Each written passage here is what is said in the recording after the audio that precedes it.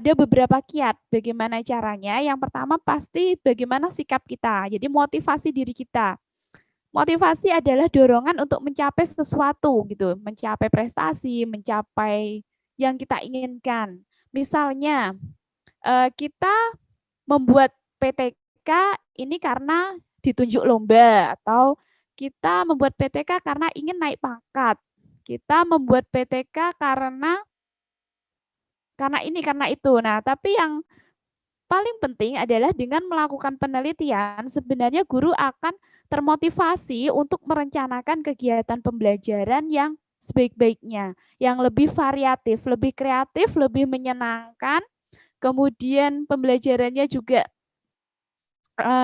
lebih interaktif begitu, sehingga tercipta perasaan guru yang puas gitu. Jadi guru semakin puas mengajar karena siswanya senang. Seperti mungkin ditunjukkan dalam foto ini ya. Ini waktu saya penelitian yang head number itu ya. Siswa diberi nomor absen dan di situ bisa saling diskusi, tanya jawab, tapi ada metode tertentu di situ. Jadi kelihatan lebih senang, lebih ceria begitu, dan bisa meningkatkan antusiasme belajar siswa. Selain itu karena penelitian ini diamati, sehingga guru itu merasa harus lebih sungguh-sungguh begitu, merancangnya sungguh-sungguh, melaksanakannya sungguh-sungguh, dan refleksinya lebih sungguh-sungguh, sehingga pembelajarannya diharapkan lebih berkualitas. Itu adalah sebagai salah satu motivasi ya.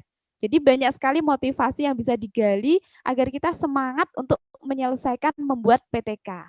Yang kedua, kita harus menentukan tujuan serta deadline-nya. Jadi ketika sudah semangat, kita juga perlu realistis. Kita buat apa, deadline-nya kira-kira kapan atau bulan apa. Kita buat ini tujuannya untuk apa gitu. Bagaimana kita mendapatkan 15 angka kredit? Karena penelitian saya ini tindakannya berupa alat peraga dan penggunaan teknologi tepat guna, maka ada tambahan angka kredit dari karya inovatif ya. Jadi alat peraga dari teknologi tepat guna juga dapat angka kredit.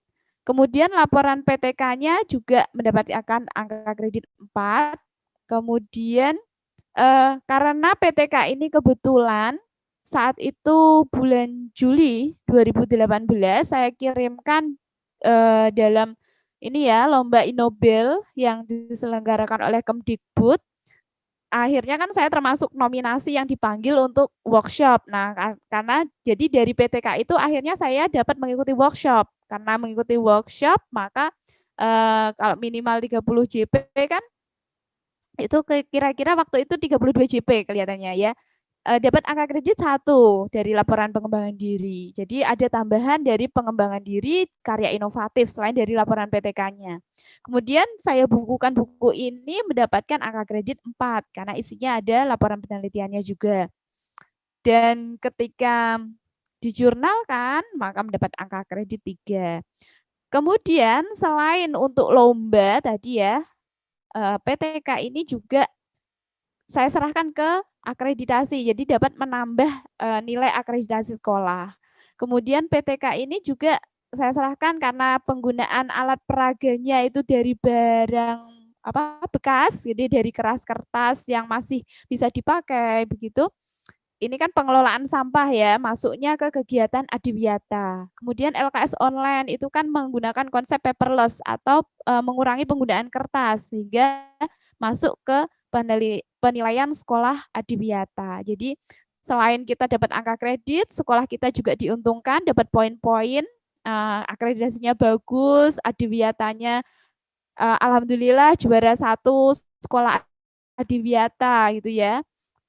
Tingkat Jawa Tengah begitu, mungkin juga karena banyak karya-karya inovatif yang disumbangkan oleh guru-guru. Nah, salah satunya oleh penelitian ini. Jadi ada banyak manfaat yang bisa kita peroleh sekali jalan kita mendapatkan angka kredit, dapatkan tadi ya juara 2 tingkat kabupaten, kan lumayan juga dapat hadiah dan dapat banyak dari satu penelitian kita bisa memperoleh banyak manfaat. Jadi itu yang saya rasakan dan saya bisa sharingkan di sini. Jadi ya mungkin Bapak Ibu bisa mencoba dan mungkin bisa nanti saling bertukar informasi bagaimana Bapak Ibu juga bisa mendapatkan banyak angka kredit begitu.